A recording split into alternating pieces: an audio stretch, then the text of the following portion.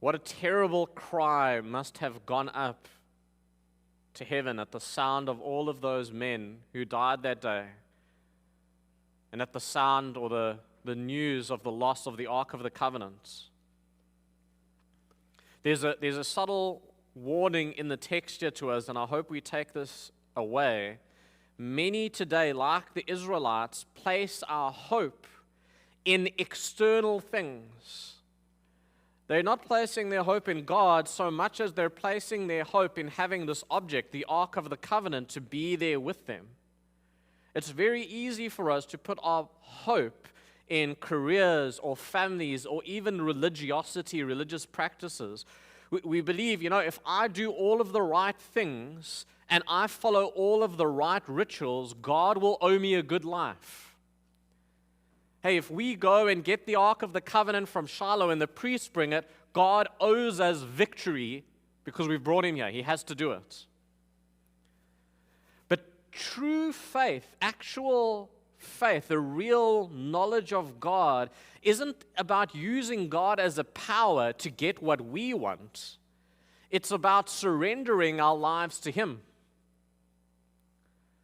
But Israel is not concerned with surrendering themselves to him. They're not concerned with the corruption in the temple. They're not concerned with every man doing what's right in their own eyes, as one might read in the book of Judges. They're not concerned about that. They're concerned with beating the Philistines.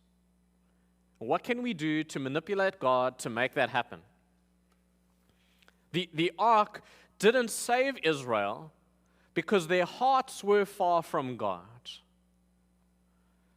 Listen carefully. The same can be very true for us. We can go to church and you can open and read your Bible and you can serve others. But if our hearts are not surrendered to Christ, we've missed the point. And so we read in this text a survivor from the battle. He's a man from the tribe of Benjamin.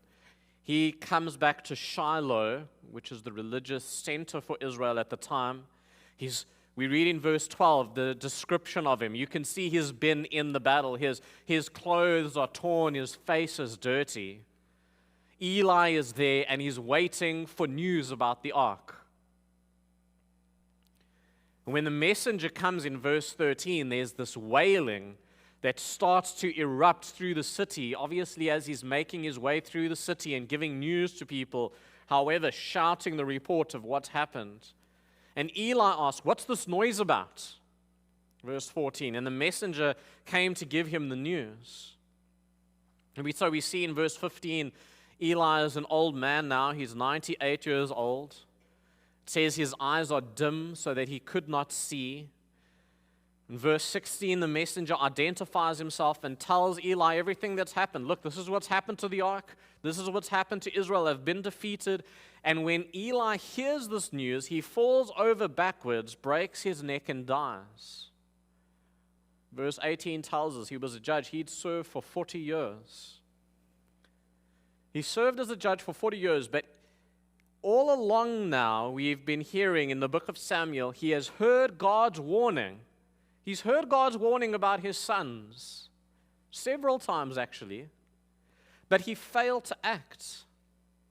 And at the end of it now, both his house and the nation has suffered.